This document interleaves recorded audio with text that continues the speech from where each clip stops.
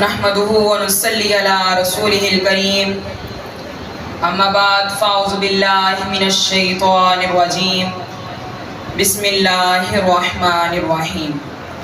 میرے محترم سادہ اکرام، حاضرین محفل اور میرے ہم مکتب ساتھیوں، السلام علیکم ورحمۃ اللہ وبرکاتہ۔ آج مجھے اس موضوع پر چند منٹ لب کشائی کرنے کا موقع ملا ہے، اس کا عنوان ہے ذرہ ہے آفتاب کو حیران کیے ہوئے۔ صدر علی وقار، میں پاکستان، وہ پاکستان کے جو اپنی تکمیل سے پہلے پیروں میں غلامی کی زنجیریں، ہاتھوں میں مظلومیت کی ہتھکڑیاں اور گردن میں رسنے ظلم و زیادتی، جبر و تشدد پہنے ہندوستان کی گلیوں میں پڑا تھا۔ یہ بات ہے 19 کی دہائی کی کہ بھی پاکستان معرض وجود میں آیا نہ تھا۔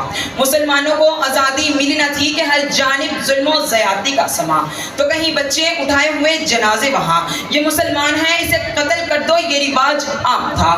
ڈر ڈر کے جینا یہی تو نظام تھا۔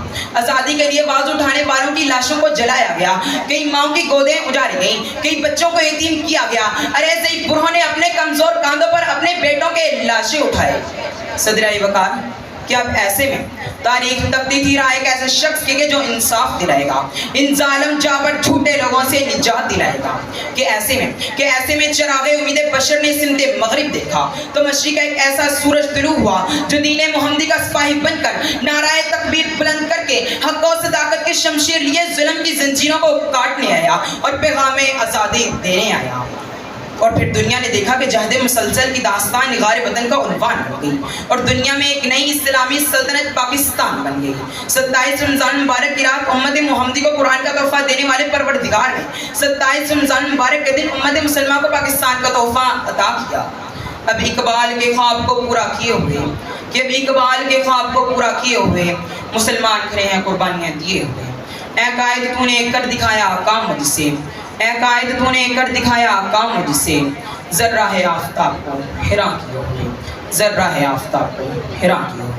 صدر علی وقار، میری آنکھوں کے سامنے فیروز خان ہے جو کارگل کی جنگ میں دشمن کو مات دیتے ہیں اور تمغہ جرأت حاصل کر کے آفتاب کو حیران کر دیتے ہیں۔ اور پھر میری آنکھوں کے سامنے بہادر نوجوان ٹیپو سلطان ہے جو دشمن کو مات دیتے ہیں، انگریزوں کو دھول چٹاتے ہیں اور شیر میسور ہونے کا لقب پا کر آفتاب کو حیران کر دیتے ہیں۔ اور پھر میری آنکھوں کے سامنے کمسن فاطمہ بنت عبداللہ ہے جو زخمیوں کو پانی پلانے کے لیے آگے بڑھی تو شہادت کا رتبہ پا کر آفتاب کو حیران کر دیا۔ اور پھر میری آنکھوں کے سامنے شہید مقبول حسین ہے جن کی زبان کاٹ جاتی ہے، ان کے ناخن چیر دیے جاتے ہیں اور انہیں پاکستان مردہ باد کہنے پر مجبور کیا جاتا ہے، تو وہ اپنی کٹی زبان کے بہتے لہو کے ساتھ دیوار زندان پر لکھتے ہیں پاکستان زندہ باد اور آفتاب کو حیران کر دیتے ہیں۔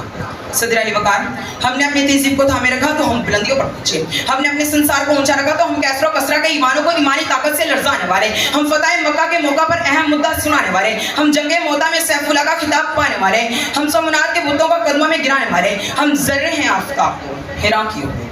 صدر علی وقار، پھر میری آنکھوں کے سامنے عبدالستار ایدی ہے جو دنیا کی نمبر 1 ایمبولنس سروس بنا کر آفتاب کو حیران کرتے ہیں۔ اور پھر میری آنکھوں کے سامنے محمد علی ستپارہ ہے جو 8000 میٹر سے زائد بلندی پر جا کے سب سے لال پرچم کو لہرا کر آفتاب کو حیران کرتے ہیں۔ صدر علی وقار، جب یہ ذرے آفتاب کو حیران کرنے نکلے تو بدر کے میدان میں 313، کربلا کے میدان 72، پاک فضائیہ کے راشد محاذ میں پاک فوج کے میجر اسحاق، پانا چنار کے اعتزاز حسنیان پبلک اسکول کی طاہرہ قاضی، ارے وہ ذرے ہیں جو اس وطن کے لیے اپنی جانیں تو قربان کر دیتے ہیں، مر تو جاتے ہیں مگر اس دنیا کو یہ پیغام دے دیتے ہیں، ہر حال میں ہر دور میں تابندہ رہوں گا، میں زندہ و جاوید ہوں پائندہ رہوں گا، تاریخ میرے نام کی تعظیم کرے گی، میں تاریخ کے اوراق میں آئندہ رہوں گا۔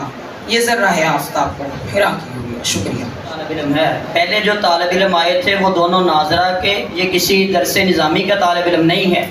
یہ میں اشارہ اس لیے دے رہا ہوں کہ کتنے ہمارے وہ والدین جو جاہل ہوتے ہیں، سمجھتے نہیں کہ ادارے میں حدیث، سیرت، قرآن، تقویٰ، تحریک کیا کچھ سکھایا جاتا ہے، وہ سال کے بعد پوچھتے ہیں ابھی ایک سپارہ ہی پڑھا ہے، ابھی نورانی قاعدہ ہی پڑھا ہے، بغیر ملاقات کیے اس بچے کو ہٹا کے اس کی زندگی کا جنازہ نکال دیتے ہیں۔